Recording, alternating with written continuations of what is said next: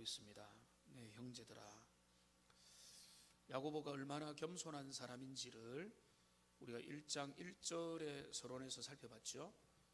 야고보는 자신의 모든 타이틀을 언급하지 아니하고 오직 그는 나를 주 예수 그리스도의 종으로만 스스로를 밝혔다고 했습니다. 오늘 또 그는 이제 본격적인 이야기를 하면서 내 형제들아 라고 말하고 있습니다. 성도들과의 관계에 있어서 그는 아주 존경받는 위치에 있는 사람으로서 그는 마땅히 그보다 훨씬 더 연륜이 낮은 사람들을 향해서 내 형제들아 라고 말하고 있습니다. 이 내 형제들아 라고 하는 표현은 야고보서 전체에서 주도적인 표현입니다. 눈으로 빨리 한번 보시면 16절을 보십시오. 내 사랑하는 형제들아 속지 말라라고 말했죠. 19절을 보십시오. 내 사랑하는 형제들아. 2장 1절이 어떻습니까? 내 형제들아. 2장 5절에 내 사랑하는 형제들아. 14절에 보시면 내 형제들아. 3장 1절에 보시면 내 형제들아. 12절에 나오죠. 내 형제들아. 4장 11절에서 내 형제들아. 5장 7절에 보시면 그러므로 형제들아. 12절에 보시면 내 형제들아. 마지막 19절에 보시면 내 형제들아. 이 정도라면 야고보가 그저 의례껏 한 말이 아니라 그는 분명한 가치관을 가지고 신앙의 인격으로서 그는 말을 하는 것입니다. 내 형제들아. 우리는 교회 안에 여러 호칭을 가지고 있습니다. 목사, 장로님, 권사님, 집사님. 그 모든 것들은 이 형제라는 칭호보다 더 앞설 수 없는 칭호라고 믿습니다. 이런 것은 사역을 위해서 은사를 따라서 교회의 필요를 따라서 직분으로 주신 것이지만은 그 직분의 껍질을 다 벗기고 나면 뭐가 남습니까? 관계가 남는 겁니다. 그리고 그 관계의 핵심은 무엇입니까? 한 하나님 아버지 앞에서 우리는 형제요 자매다라고 하는 것입니다. 야고보는 그 생각을 가지고 있는 것입니다. 우리가 이 땅에서 교회 안에서 주님의 몸된 교회를 섬기기 위해서 직분의 이름으로 모였지만은 그 직분보다 훨씬 더 중요한 게 뭔가 하면 형제요 자매라고 하는 것이 우리에게 가장 우선적인 우리의 신분이라는 것입니다. 우리에게 성도라고 하는 이름이 너무나 귀한 이름이듯이 우리에게 가장 기본적인 성도의 이름이 뭔가 하면 형제인 것입니다. 형제들아 라고 이렇게 말을 한 것이죠. 그러니까 여기 우리가 우리의 옆에 있는 분들을 볼 때에 우리는 가장 기본적인 면에서 형제요 자매로 대하는 것이 옳은 것입니다. 선생님, 집사님, 장로님 이렇게 우리가 부르지만은 더 친밀한 관계에서 우리는 형, 누나, 그리고 오빠, 아우 이렇게 부르는 게 우리의 관계의 아주 중요한 기본이라는 것입니다. 왜냐하면 우리가 한 하나님 아버지를 모시고 있기 때문에 그렇습니다. 제가 교회 안에서 형 이렇게 해버리면 질서가 애매해지겠죠. 저보고 동생 이래버리면 또 그것도 그래서 이게 이제 쉽지는 않지만은 야고보의 기본적인 생각은 무엇인가 하면 우리는 직임이 다르고 은사가 다르고 영향력이 다르고 리더십의 위치도 다르고 때로는 야고보 같은 경우에는 교회 전체의 리더이지만 기본적인 그 생각이 뭔가 하면 우리는 모두 하나님 앞에 형제요 자매다라고 하는 그런 의식을 가지고 있다는 것입니다. 그러면서 이제 야고보가 가장 먼저 그의 편지에서 그의 사랑하는 그 형제들, 그 공동체에게 주시는 첫 번째 다루는 주제가 무엇인가 하면 시험과 관련된 주제입니다. 이 시험과 관련된 주제를 2절부터 8절까지, 그리고 오늘 1장 12절부터 또 18절까지 보면 이 주제가 계속해서 이어지고 뒤에도 곳곳이 이어지는데, 오늘 우리는 이 이제 시험을 만나는 이 문제, 우리가 시험을 만날 때에 어떻게 해야 될 것이냐라고 하는 이 부분을 야고보의 말씀을 따라서 살펴보기를 원합니다. 왜 시험의 문제가 첫 번째로 나왔을까? 그거는 당연하겠죠. 야고보 공동체가 흩어진 나그네로 디아스포라로 살면서 거기에서 그들이 얼마나 여러 가지 어려움과 위기와 유혹과 시험을 당면하겠습니까? 배교의 위험과 이방인으로 살면서 그들 가운데 그저 동화되어 버릴 위험들과 또 유대교의 압력들과 여러 가지 어려움과 위기들이 그들 가운데 수시로 다가오고 있는 상황인 것을 야고보는 너무나 잘 감지했기 때문에 그는 먼저 야고보 공동체에게 시험에 관련된 주제를 먼저 다루고 있는 것입니다. 그래서 그는 이 모든 주제를 다 염두에 두고 이렇게 말하고 있습니다. 너희가 여러 가지 시험을 당하거든. 한번 따라 합시다. 여러 가지 시험을 당하거든. 여기 여러 가지 시험을 당하거든 이라는 말 속에서 우리는 많은 의미들을 생각해 볼 수가 있습니다. 먼저는 시험의 종류가 많이 있다라고 하는 것입니다. 정말로 그렇죠. 시험은 어제 강사로 오신 목사님은 그 시험에 오는 방식은 100가지, 1000가지가 된다라고 하는데 정말 그렇죠. 시험은 예상치 못한 순간에 오기도 하고 예상치 못한 사람을 통해서 오기도 하고 예상치 못한 순간에 오기도 하고 예상치 못한 어떤 환경 속에서 다가오기도 하는 것입니다. 그렇기 때문에 여러 가지 시험이다라고 말하고 있는 것입니다. 갑작스럽게 내 사랑하는 자녀에게 불치병의 진단을 내려지게 되는 것입니다. 몸이 아파서 이상해서 그저 병원에 갔는데 지금 암이라고 하는 그런 진단을 받은 그런 일들이 우리에게 생겨나게 되는 것입니다. 때로는 가까운 사람들이 마음을 상처를 주는 시험으로 다가오기도 하는 것입니다. 그래서 다윗은 시편에서 나의 친구가 나의 원수라라고, 나의 동료가 나의 원수라라고 말하면서 그가 시험과 공격을 당했다는 것을 말해주고 있습니다. 시험은 다양하게 옵니다. 마귀는 어떻게 찾아온다고 했습니까? 때로는 광명한 천사로 자신을 변장해서 아름다운 모습으로 아주 교묘하게 아주 매혹적인 모습으로 다가와서 그 영혼의 시험을 안겨다 줄 수도 있는 것입니다. 어떻습니까? 평안하고 가장 행복했던 시간에 욥에게 시험이 다가왔습니다. 욥에게 시험이 다가온 전조가 있었습니까? 전조가 없었죠. 그는 하나님 앞에 경건하고 아름답고 정말로 주님이 원하는 삶을 살고 있었던 어느 순간에 그는 전혀 예상하지 못했던 인간적인 이유를 알 수 없는 상황 가운데 하나님이 알고 있는 이유로 시험이 그에게 다가온 것입니다. 우리 예수님은 어떻습니까? 예수님 40일 동안에 주야로 금식하시면서 하나님 앞에 성령 충만한 바로 그 순간에 마귀는, 시험하는 자는 우리 주님을 다가와서 세 가지로 우리 주님에게 그 초기의 시험을 가했다는 것을 여러분 알고 있지 않습니까? 베드로에게 시험이 어떻게 찾아왔습니까? 베드로가 예수님에게 호기롭게 말했습니다. 내가 죽을지언정 주님을 배반하지 않겠다.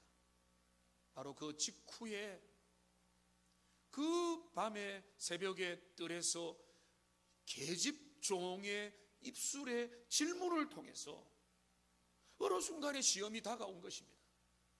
그러니까 여기 여러 가지 시험을 당하거든이라고 하는 이 말은 뭔가 하면 시험은 셀 수 없을 정도로 많고 그 시험은 수시로 언제든지 누구에게라도 어느 때라도 찾아올 수 있다는 것을 오늘 여기 통칭해서 여러 가지 시험이다라고 말하고 있는 것입니다.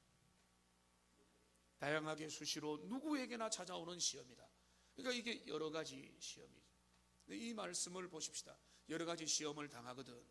이 말은 예수 믿는 사람들이 시험과 유혹과 어려움을 당하는 것이 결코 이상한 일이 아니다라고 우리 주님이 말씀하고 계십니다. 너희가 여러 가지 시험을 당하거든. 그게 너무나 예외적인 일이거나 너무나 이상한 일이 아니라 그것은 너희들이 어떤 의미에서 작정하고 있어야 된다라고 주님이 말씀하고 있는 것입니다. 우리가 어려운 일을 만나고 시험을 만날 때 이런 생각이 먼저 들죠. 왜 나에게 이런 시험이 다가오지? 왜 나에게 이런 일이 생겼지? 라고 생각을 하지만은 그러나 오늘 야고보는 그의 경륜에 걸맞게 말하는 것입니다. 너희에게 시험은 얼마든지 다가올 수 있다. 수시로 언제든지 시험을 만날 수 있는 것이다. 우리 주님이 가르치신 기도에서 뭐라고 합니까? 우리 주님이 이렇게 말씀하지요. 시험에 들게 하지 마시옵고. 시험에 들게 하지 말라는 말은 시험을 만나지만은 그 시험 속에 빠져들지 말라 이 말 아니겠습니까? 시험을 안 만나면 좋지만은 너희가 시험을 만날 수 있다. 시험을 치게 된다. 시험과 유혹을 만나게 되는데 절대로 그 시험에 빠져들지 말라. 우리 주님이 시험에 빠져들지 말게 해달라고 기도해달라고 하는 것입니다. 시편 23편에 우리가 잘 아는 말씀이 있죠. 내가 사망의 엄침한 골짜기를 다니지 않게 하시고가 아니죠. 내가 사망의 엄침한 골짜기를 뭡니까? 다닐지라도 그 길을 걸어가는 것입니다. 그 골짜기와 같은 사망이 나를 붙잡아서 나는 앞뒤로 좌우로 꼼짝 못하는구나, 죽게 되었구나라고 느낄 만한 상황으로 내가 내몰리고 그 길로 걸어가는 그런 순간 거기에 다양한 방법으로 다가오게 된다는 것이죠. 우리 주님이 약속하신 것은 그 길로 안 간다가 아니죠. 우리 주님이 약속한 뭔가 하면 그 가운데서도 내가 너를 붙들고 내가 너를 인도하고 그 주의 지팡이와 막대기로 너를 지키신다고 약속한 것이고 주님을 신뢰하라고 말한 것이지 내가 그 길을 너가 안 가게 해주겠다라고 주님이 약속은 하신 것이 아니라는 것입니다. 그렇기 때문에 여러분 우리에게 얼마든지 시험은 다가올 수 있다. 시험 없는 인생은 없고 시험이 오게 될 때 여러분 당황하지 마시고 나에게도 우리에게도 언제든지 시험은 이제는 끝났겠지 하는 바로 그 순간이라도 시험은 내게 다가올 수 있는 것이다. 그 생각을 성경적으로 분명히 하여서 오히려 그런 건강한 기초를 가지고 인생의 모든 순간을 바라보는 하나님의 사람들 다 되시기를 주님의 이름으로 축복합니다. 베드로전서 4장 12절을 보십시오. 같이 한번 읽어보겠습니다. 사랑하는 자들아 너희를 연단하려고 오는 불시험을 이상한 일 당하는 것 같이 이상히 여기지 말고. 여기 보면 어떤 시험입니까? 불시험이죠. 수능에도 불수능이 있고 물수능이 있죠. 우리의 삶에도 어떤 그는 시험 축에도 안 끼는 그런 웬만한 일을 만나면 마음에 자극도 안 되고 타격도 안 되고 도전도 안 되는 그런 것들도 있지만 때로는 내가 이거는 도무지 감당하지 못하겠다고 하는 그런 불시험이 우리의 삶에 여러분의 삶에 인생에 몇 번쯤은 다가올 수도 있다는 것입니다. 근데 그 불시험 우리에게 주어지고 물시험도 주어지고 크고 작은 시험들이 주어지게 된다. 그게 그 전체적인 의미가 뭔가 하면 형제들아, 내 형제들아, 너희가 여러 가지 시험을 당하거든 이라고 하는 것입니다. 그래서 이 시험에 너희가 만나게 되고 시험 앞에 노출되게 되고 너희 인생에 너희가 원하든 원하지 않든 시험 문제가 계속 출제가 될 것인데, 오늘 야고보는 그 공동체에게 뭐라고 하는가 하면 너희가 그 시험 앞에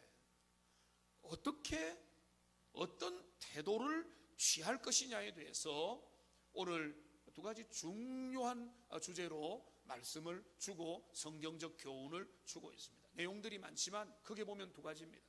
이 두 가지를 붙들라는 것입니다. 너희가 시험을 만날 때, 너희가 그 시험이라고 생각하는 일들을 만나게 되면 이 두 가지를 명심하라. 그러니까 시험을 성경적으로 대처하는 성경적 대처법 두 가지를 오늘 야고보 기자는 우리에게 말해주는 겁니다. 첫 번째 중요한 대처법이 뭔가 하면 오늘 2절에 나와 있습니다. 자, 2절을 우리 같이 한번 읽어보겠습니다. 내 형제들아, 너희가 여러 가지 시험을 당하거든 온전히 기쁘게 여기라. 한번 따라합시다. 온전히 기쁘게 여기라. 우리 주님이 우리에게 원하시는 시험을 대면하는 가장 탁월한 길이 뭐라고 하는가 하면 기쁘게 여기는 것이다 라고 말하고 있습니다. 온전히라는 말이 앞에 더 있어서 이거를 더 부각을 시키는데, 제대로 긍정적으로 적극적으로 기쁨으로 소망을 품고 이 시험을 통과하라 라고 주님이 야고보를 통해서 말해 주는 것입니다. 기쁘게 여기라, 이 말은 무슨 말이겠습니까? 기쁘게 여기라는 말은 시험을 당하면 희죽희죽 웃고 지내면서 미친 사람처럼 해라, 이 말이 절대 아니죠. 이 기쁘게 여기라는 말은 적극적으로 받아들여라, 긍정적으로 받아들여라, 그리고 반드시 그것을 통해서 무엇인가 긍정적인 의도가 나에게 줄 것이기 때문에 소망을 가지고 이 문제에 적극적으로 대처하라, 이런 의미가 되는 것입니다. 그러니까 여기에 기쁘게 여겨라 라고 하는 말이 되는 것이죠. 그러니까 많은 사람들이 문제를 만날 때 그들이 가지는 가장 평범한 반응이 뭔가 하면 놀라고 당황하고 화내고 짜증내고 그릇을 쏟아버립니다. 많은 사람들이 지금도 그렇게 하고 있는 것입니다. 입술로 범죄하고 원망하고 불평하고 한숨을 쉬면서 이 일이 왜 나에게 일어났냐고, 우리에게 왜 일어났냐고 하면서 그 모든 일들에 대해서 그저 의미를 제대로 짚어보거나 하나님 앞에 잠잠히 묵상하는 대신에 그 일에 대해서 즉흥적으로 즉각적으로 반응함으로 오늘 야고보가 생각하는 대처법을 실행하지 못한다는 거죠. 어떤 문제를 만나고 시험을 만나면은 그것을 가지고 주님 앞에 뜻을 물으면서 긍정적으로 적극적으로 기쁘게 소망하면서 그려봐야 되는데, 그런 생각을 하기보다는 바로 그 문제 앞에 즉흥적으로 반응을 해버리는 경우들이 많이 있다는 것이죠. 왜 그럴까요? 그들에게는 그 안목이 부족하기 때문에, 그들에게는 그 모든 시험을 주시는 하나님의 의도와 그 시험의 결과와 시험의 과정을 통해서 주님이 이루어 가실 그 일에 대한 그들의 그 생각들이 별로 없을 때에 그런 마음들이 일어나게 된다는 것입니다. 여러분 3절을 보십시오. 왜 온전히 기쁘게 여겨야 됩니까? 이는이라는 말은 여러분 아는 대로 이유를 말하는 거지 않습니까? 너희 믿음의 시련이 인내를 만들어내는 줄 너희가 알미라. 잘하는 말씀이지 않습니까?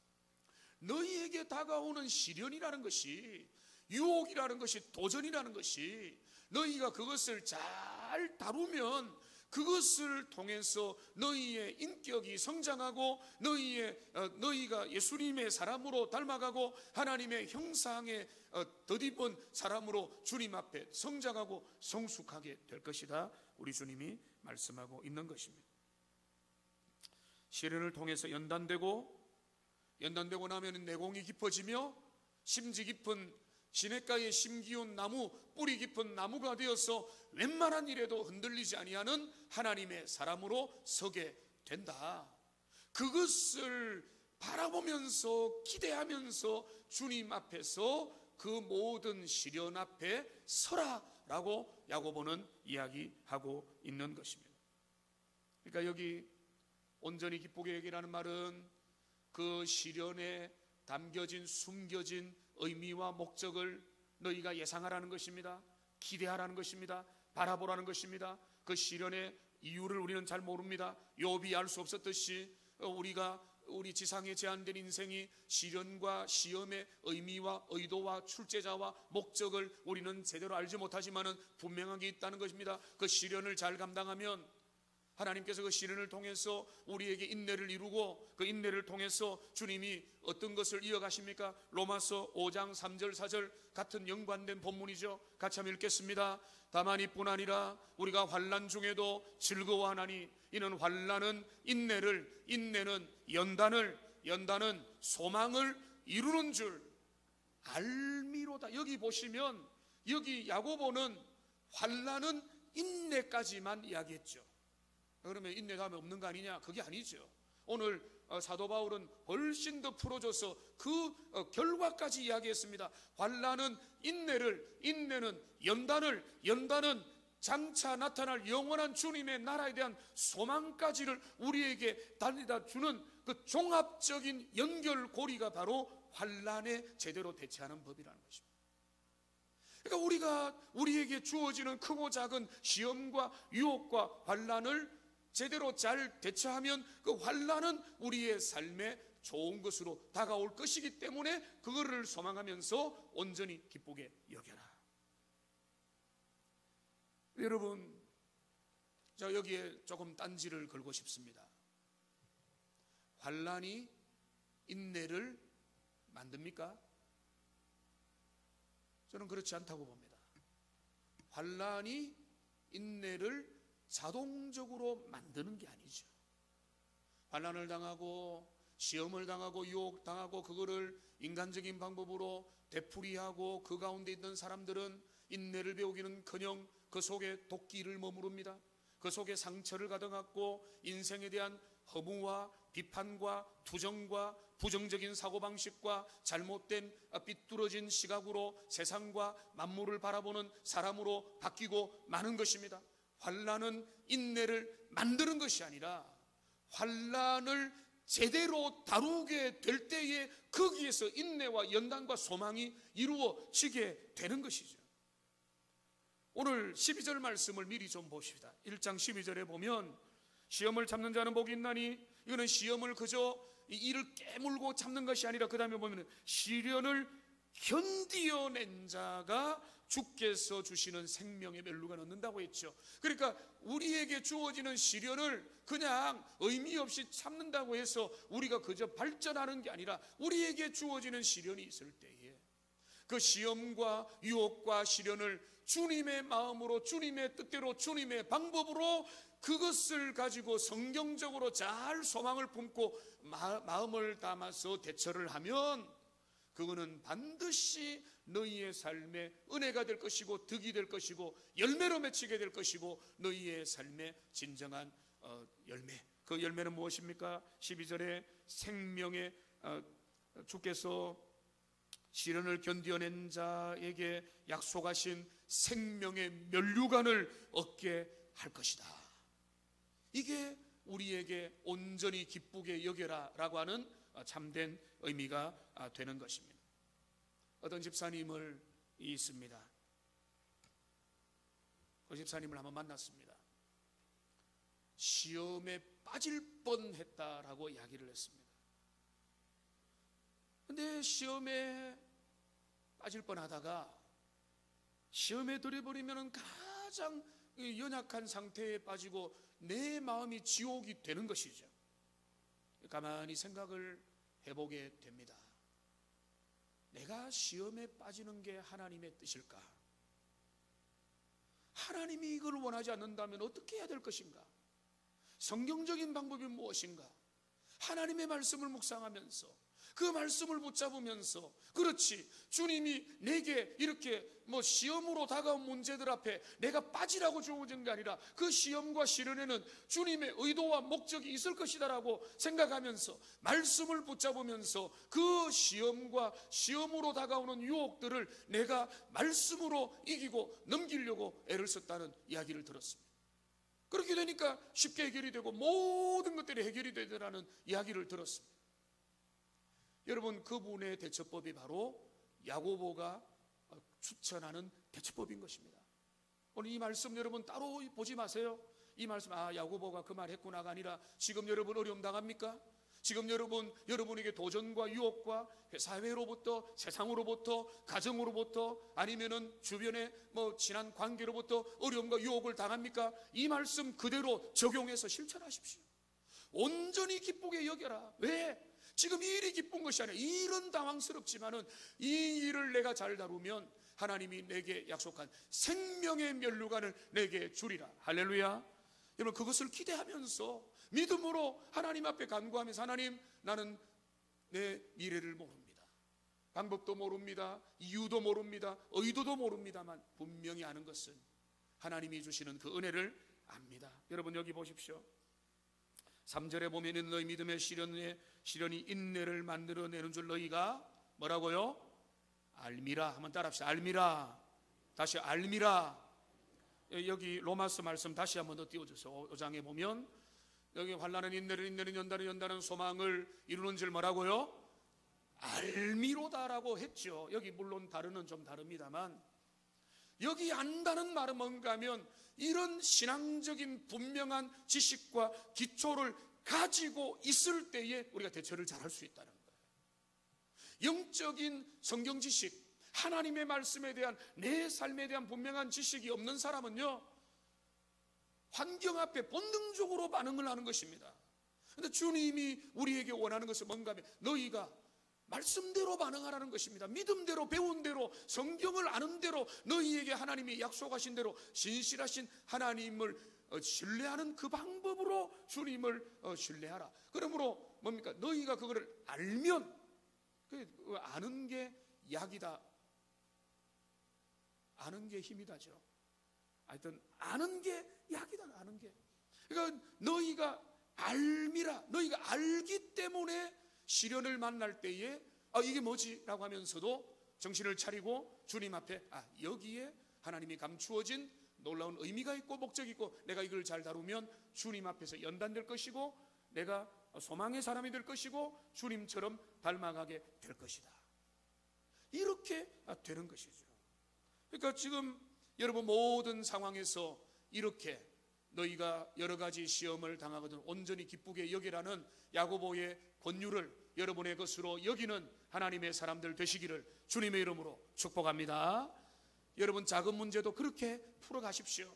큰 불시험이 여러분에게 있습니까? 그렇게 풀어가십시오. 주님께 묻고 주님 앞에서 해결해 나가면 되는 것입니다. 그러니까 제가 좀 이런 말을 자주 말씀드렸지만은, 시험에 들지 말고 시험을 잘 치루시기 바랍니다. 한번 따라합시다. 시험을 잘 칩시다. 자, 옆에 있는 분들에게 하는데, 시험을 잘 칩시다. 서로 격려하십시오. 여러분, 교실에 앉아서 문제만 푸는 게 시험 잘 치는 게 아니죠. 하나님은 우리의 인생에, 주님이 우리의 삶에는 시험과 유혹과 도전과 여러 가지 삶에 직면하고 여러 가지 어려움들 속에 직면하도록 주신 거죠. 우리가 선택할 건 하나밖에 없는 거예요. 우리 주님의 선하심을 신실하게 신뢰하면서 주님을 소망하고, 환난은 인내를, 인내는 연단을, 연단은 소망을 우리에게 이루는 줄을 우리가 알면서 기억하면서 지금의 이 순간 앞에 시험을 잘 치르려고 애를 쓰면 되는 것입니다. 시험에 빠져버리면 성장이 없지만, 시험을 내가 주님의 방법으로 치르겠다라고 만들어 나가면 무조건 성장하게 되는 것입니다. 우리의 신앙 인격이 자라고, 우리의 마음이 자라고, 우리의 영혼이 자라고, 우리가 하나님이 원하시는 더 아름다운 사람, 더 멋진 사람, 주님이 원하는 삶을 실천하는 사람으로 바뀌게 자라게 되어 있는 것입니다. 여러분 5장으로 빨리 한번 가보십시오. 5장 10절로 보시면 여기에 또 나와 있습니다. 너희가 선지자들의 고난과 오래 참음의 본으로 삼으라. 보라, 인내하는 자를 우리가 복되다 하나니 너희가 욥의 인내를 들었고 그의 결말을 보았다라고 말하고 있는 것입니다. 우리가 시험을 참음에 인내하면은 그 인내가 그 즉각적에는 너무나 쓰지만은 인내의 열매는 단 건데 하나님이 주시는 30배, 60배, 100배의 열매를 거두게 된다라고 말하고 있는 것입니다. 주님을 그러므로 환난은 우리가 피할 수 없고 우리가 결정할 수도 없고 내가 원한다고 해서 안 오는 것도 아니라면 환난이 안 오면 감사하고 어려움과 유혹과 환난이 다가올 때에 나타내야 될 첫 번째 대처법이 뭐라고요? 기쁘게 여기라는 것입니다. 기쁘게 여겨라. 긍정적으로 여기고 주님의 그 선하신 궁극적인 뜻 앞에서 이 의미를 받아들여라. 바로 그것을 말씀하고 있는 것입니다. 두 번째, 야고보 기자가 시험을 만날 때의 첫 번째 자세가 기쁘게 여겨라. 근데 이거는 꼭 두 번째이기도 하지만은 기쁘게 여겨서 풀어나가는데 그것을 기쁘게 감당하는데 그 방법을 모를 때가 생기는 거죠. 그러니까 지금 여기 어떻게 됩니까? 오늘 여기 1장 5절에 보면 너희 중에 누구든지 지혜가 부족하거든. 이 지혜는 엉뚱하게 잠언에서 튀어난 지혜라고 보기보다는 여기에서 나온 지혜는 뭔가 하면 바로 앞에 있는 내용과 연결되는 거예요. 너희가 너희의 삶에 다가온 어려움과 유혹들과 시험과 시련을 당면하고 감당해 나가다가 너희가 한계를 만나거든. 너희가 어떻게 해야 될지 모르거든. 지혜가 부족하고 지혜가 바닥나고 너희의 지혜가 없을 때에, 지혜가 부족할 때에 어떻게 하라고 합니까? 하나님께 구하라 라고 말하고 있는 것입니다. 시험을 당면하는 첫 번째 대처법이 뭔가 하면 온전히 기쁘게 받아들이고, 그 다음에 두 번째 방법이 뭔가 하면 하나님께 구하라 라고 하는 것입니다. 한번 따라 합시다. 하나님께 구하라. 그러니까 지혜가 부족하고 해법이 부족하고 어떻게 해야 될지 모르겠대. 우리가 해야 될 게 뭔가 하면 하나님께 구하라는 것입니다. 하나님, 어떻게 해야 됩니까? 하나님께서 알려주시고 인도해 주시고 은혜를 주시고 하나님의 길로 나를 이끌어 달라고 간구하는 것이죠. 우리가 쉽게 풀 수 있는 문제가 있습니다. 여러분들에게 구구단 한 25문제를 내주면 거의 100점 안 맞겠습니까? 그런데 우리에게 풀기 어려운 문제가 있습니다. 그래서 여러분, 예를 들어서 수능 시험을 치는데 어떤 학생이 손을 들어서 선생님, 제가 25번 문제를 잘 모르겠는데 몇 번이죠? 선생님, 나 바로 쫓겨나고 그날 시험 무효, 이제 2년 동안 시험 금지 이렇게 될 수 있죠. 하나님, 제가 이 문제 잘 모르겠는데 주님 어떻게 해야 되겠습니까? 야, 그것도 모르냐? 하지 않으시는 거예요. 우리 하나님은 그 수능 시험을 칠 때 선생님한테 물을 수 없지만 우리에게 있는 너무나 놀라운 비장의 무기는 뭔가 하면 하나님께 다 여쭤볼 수 있다는 것입니다. 하나님께 물어라. 그럼 하나님은 어떤 하나님이세요? 여기 보면 우리에게 그 지혜가 부족하시거든 하나님께 구하라. 근데 이 하나님 어떤 하나님인가 하면은 모든 구하는 사람에게 후히 주시고 꾸짖지 아니하신다. 너 그것도 모르냐? 너 내가 몇 번이나 말했느냐? 이렇게 말씀하는 게 아니라 우리에게 해결책을 주신다. 후히 주신다는 것은 우리의 생각보다 더 놀라운 은혜로운 방법으로 이끌어 주시고, 꾸짖지 아니하신다는 것은 자비롭게 또다시 우리에게 알려주신다는 것입니다. 그러니까 하나님께 구하면 주님이 우리에게 주신다. 간단 명료한 것이죠. 너희가 지혜가 부족하냐? 해법이 부족하냐? 어떻게 할지 모르겠느냐? 하나님께 구해라. 하나님께 구하면 주신다. 시편 37편 5절 말씀 보십시오. 같이 한번 읽어보겠습니다. 너의 길을 여호와께 맡기라. 저를 의지하면 저가 이루시고. 여러분, 여기에 복잡한 게 뭐가 있습니까? 저를 의지하면 뭐죠? 저가 이루시고, 괄호, 저를 의지하지 않으면 너가 이루는 게 된다. 이렇게 되는 것이죠. 하나님을 의지하여 주님 앞에 기도하면서 하나님의 도움을 구하라는 것입니다. 하나님이 후히 주시고 꾸짖지 아니하신다. 그러면서 주님의 도움을 구하면서 우리에게 이제 아주 경고를 하는 게 뭔가 하면 두 마음을 품지 말라. 너희가 의심을 품으면서 여기 걸쳐놓고 저기 걸쳐놓는 그냥 다급하니까 하나님, 부처님, 알라요, 모든 내가 모르는 신이요, 나의 이 문제를 도움만 준다면 나는 감사하겠습니다, 이런 마음으로 믿지 않은 사람들 다급할 때 기도하잖아요. 하나님이 그런 기도를 받으시는 분이 아니고, 우리 하나님 앞에 구했다고 한다면 여기 6절을 보십시오. 오직 믿음으로 구하고 조금도 의심하지 말라. 그리고 그런 의심하는 사람은 실제로 죽게 얻기를 생각도 하지 말고, 이들은 왜 그런가 하면 8절에 보면 두 마음을 품어서 정함이 없는 사람이기 때문에 하나님 앞에 받을 수가 없다. 그 말은 뭔가 하면 하나님을 신뢰하기로 했다면 주님만 신뢰하고 바라보라는 것입니다. 하나님 신뢰한다 해놓고 이렇게 사람 신뢰하고 인간적으로 다른 쪽으로 찾고 하지 말고 주님께 해답을 찾고자 한다면 주님만 바라보라는 거예요. 주님 신뢰합니다 해놓고는 찜찜하니까 다른 것도 해보고, 그게 하나님이 원하는 방법이 아니라는 거죠. 너희가 주님께 해답을 내맡겼다면 주님이 우리에게 해답을 줄 때까지, 그리고 주님의 해답이 나에게 주는 그 시기까지 기다리고 인내하며 잠잠히 바라보며 하나님의 의를 구해라는 것. 사울처럼 조급하게 성급하게 자신이 하나님의 그 일을 끌어내려서 하려고 하지 마라. 바로 그 말인 거죠. 그러니까 진짜 믿음으로 주님 앞에 단순히 구해라. 제일 쉬우면서 제일 어려운 겁니다. 하나님을 의지한다는 것이기 때문에. 그렇기 때문에 오늘 야고보는 우리가 하나님 앞에 지혜를 구하고 주님 앞에 간구하고 하나님의 방법을 따르되, 이거를 그저 하나님 앞에 다리만 걸쳐놓고 몸만 걸쳐놓지 말고 온전히 주님을 의지하는 그 방법만으로 주님 앞에 나아가라, 이렇게 말씀하고 있습니다. 이제 말씀을 정리하겠습니다. 오늘 야고보는 고난을 만나고 시험을 만나고 위기와 유혹, 내적으로 외적으로 어려움을 당하는 야고보 공동체에게 오늘 첫 번째 던지는 말은 내 형제들아, 하나님의 형제와 자매로 부름받은 주의 백성들에게 그가 말하고 있습니다. 너희가 여러 가지 시험을 당하거든 너희가 이렇게 해다오. 두 가지를 말하고 있습니다. 먼저는 온전히 기쁘게 여겨라. 이 시험이 단순한 시험이 아니다.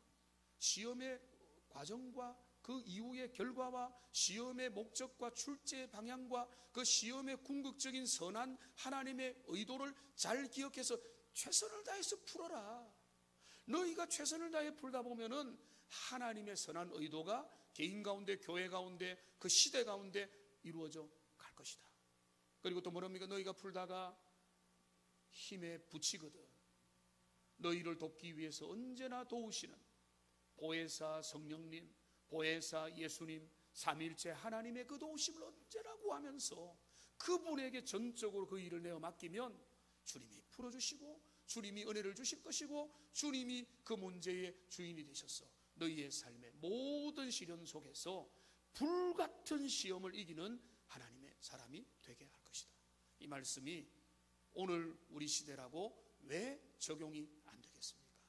이 말씀 굳게 붙잡고 개인적으로 남들에게 말하지 못하는, 그리고 내 삶의 관계 속에 어쩌면 교회 안에서라도 아니면은 직장과 회사와 일터와 나의 삶의 모든 시기에 다가올 만한 모든 시험 앞에서 믿음으로 담대하게 걸어가고 주님의 주시는 그 대처법을 적극적으로 내 삶에 실천함으로 견고한 인생, 욥의 결말을 너희가 보았거니와 이 말씀처럼 하나님이 주시는 축복을 드디어 받아 누리는 하나님의 복된 모든 백성들 다 되시기를 주님의 이름으로 축복합니다. 기도하겠습니다. 살아계신 하나님,